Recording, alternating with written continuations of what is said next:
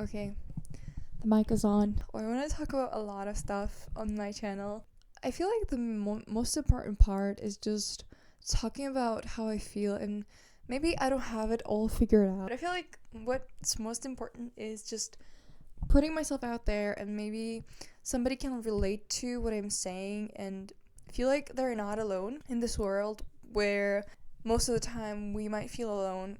And so I just sat down and, well, I prepared. As you can see, I have my makeup on, but I just sat down without any script, without anything else, and I just want to actually genuinely record how I'm feeling. This mic is gonna get upgraded soon, but this is what we're working with. I'm gonna have a normal light soon, but yeah, this is how it's gonna be for now. So, what I want to talk about is, ever since I was a kid, I've always expressed my feelings very loudly. I talked about how I felt most of the time. Like, I would talk about how I felt very easily. And it sometimes got me into trouble, but I used to always talk about how I feel.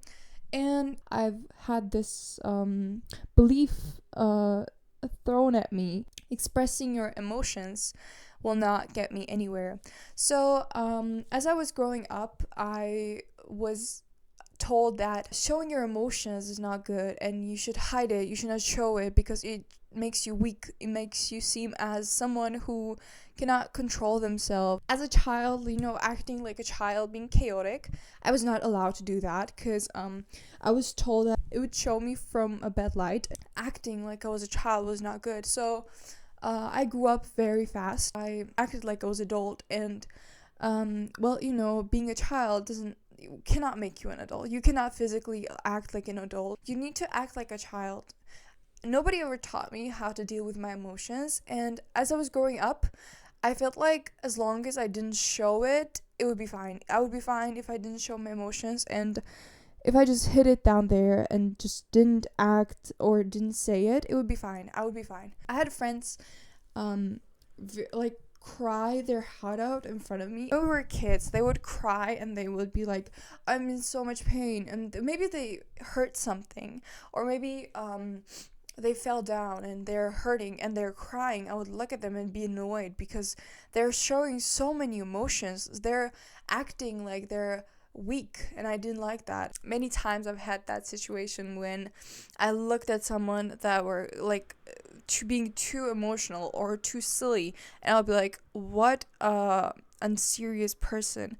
And mind you, I was very little when I thought this, and as I was growing up, it kind of became a habit, and I didn't look at people's emotions seriously. I cannot take their emotions seriously, and I felt like everybody's problems, they were being like too dramatic, and it's not that hard, just suck it up. And I felt that way, and I felt like it would be for me, it was easy to throw everything under a rug, and it got me like very confused. Why is it not that easy for everybody else? It got to the point where I actually felt nothing at all, and I felt maybe something, but I hid it down very, very deeply, and I did not face it at all. It backfired very badly, and everything just threw at me all at once. I felt everything at once. All these emotions that I felt as I was growing up that I didn't face at that moment, it all just came back at one point in my life. So I felt too much all at once, and it scared me a lot. It scared me so much because I did not know how to deal with them. And so I decided to not deal with them and to just throw it even deeper. And it made me shut down completely, and I felt like it would be better if I didn't have emotions at all than feel that pain again. So it got worse and worse and worse. I would like break out in moments and talk about my feelings, and then I would just be like, oh, never mind, and not talk to anyone about this. My friends would get very worried about me not talking about my feelings, and they would say like, oh, you should talk with us, and you should talk with us about your feelings. We care about you. And I knew that. I understood them, that they care about me. I knew that I had to talk about my feelings, but I didn't want to because I felt like I was weak. And actually, social media didn't help with this at all. And at that time, the trend went on about like be mysterious girl and like dark feminine energy, and I took that very badly because I was a kid. And for me, dark feminine energy was, oh, you should not talk about your problems at all. You should be on your own. You should be very secretive or be very closed off. And that trend made it actually worse. So it developed into mental illness, and since I had a lot of trauma that I did not deal with, it turned into disorders such as eating disorder. I had very bad anxiety. I had very bad panic attacks as well. It turned into a moment where I would just go numb and not feel anything, and I felt like that was good because if I don't feel anything, then I don't have to feel those emotions. And as soon as something would trigger me, it would come back again, and would either eat very badly, or I would consume content that would make me feel better, but I would not deal with those emotions, and it turned me into a bad friend. And others would talk to me about their feelings, and I would not respond to them well, and that would come off as a like dry response. So people would either call me toxic because I was toxic. I was toxic to myself, I was toxic to others, and it would go on until a moment where I lost all my friends. And I thought to myself that, why is this happening? Like, why am I what is wrong with me? Maybe I'm the problem and I do need to deal with it. So as I started my healing journey, I reflected on myself a lot, and it wasn't until this point that I realized that I am very bad with my emotions. As soon as I realized that, I started to look up why and how and what are the causes, how can I get through this, how can I fix this, how can I work in this. So I read that it happens in the childhood when a child's emotions are neglected, or when when an adult doesn't teach a child how to deal with their emotions. It happens, the child might just completely shut down. Part of it comes from growing up, and part of it comes from experience. So even if you had a perfectly fine parents and your surroundings were the cause, your surroundings were just like, you should not show emotions, they can play a big role too. They can cause the shutting down and not showing your emotions thing too. Right now, when I got into it more and starting to understand it more, I clearly saw the patterns, especially from my childhood.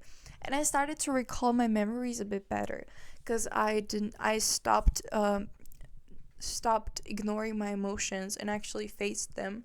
So I can recall most of my memories now, even the bad parts. And I feel like the most important part in this is to not face those emotions all at once, because you will end up shutting down. Your self-defense mechanism will turn on like this, and you will be like, oh no, no, no, no, no, no, and you're gonna shut down even much, much worse, because I had that.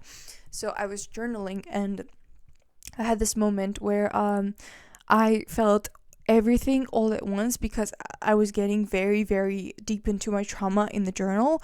And it was so bad that I couldn't feel emotions for the next like 2 days. And I'm telling you, it's better to face emotions one by one, like take one part of your life and focus on that at that moment.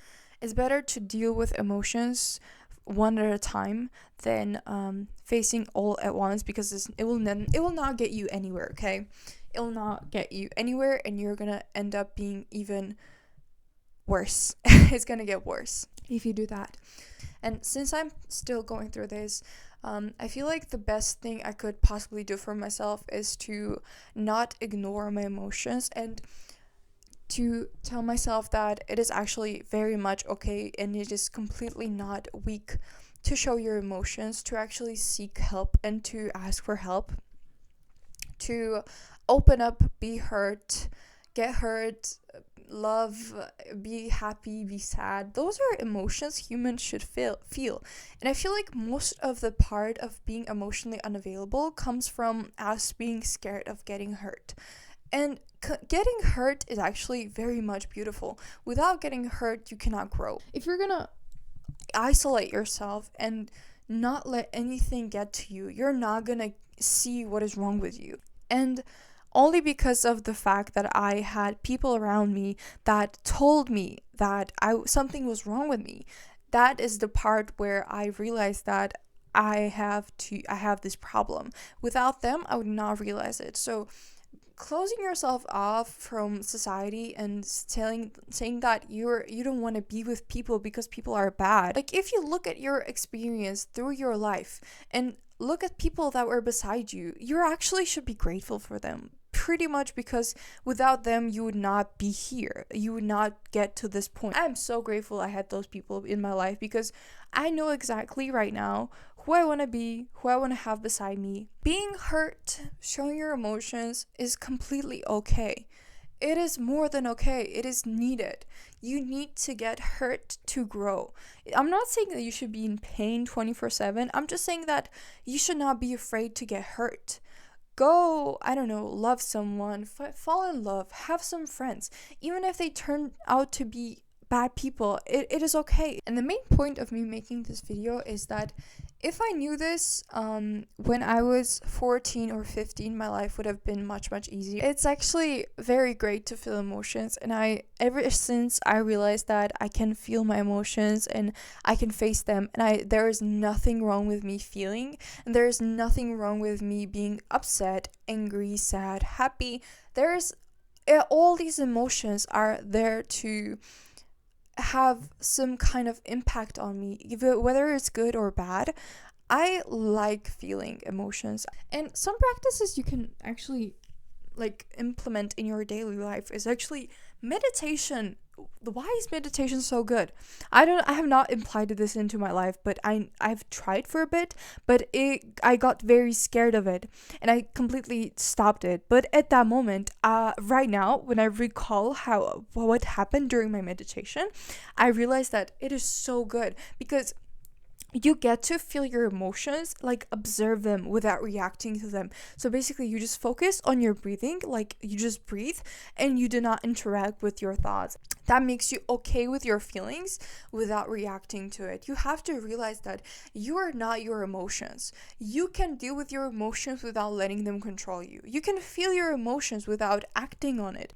You can feel angry without throwing stuff around. You can feel it without reacting to it, without letting it define you. Okay, you need to realize that. Why is that? That is why meditation is very good. It helps you feel those emotions while being in observer mode. Also, of course, I'm gonna say this is very cliche, but it's very good.